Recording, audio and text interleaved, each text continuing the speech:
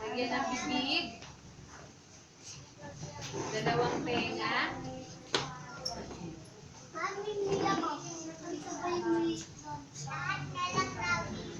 Kabila pa. Okay, okay na. Buhok. Lalagyan mo ng buhok. Tapos ka na eh. Upo na doon. Tatangian ka na ni teacher. Upo na doon. Okay, very good. Palakpakan natin si Kiran. Hindi ka dito tapos. Ayan si Kiran. Sino pa? Tapos na yun. Oh, si Irene. Kuya,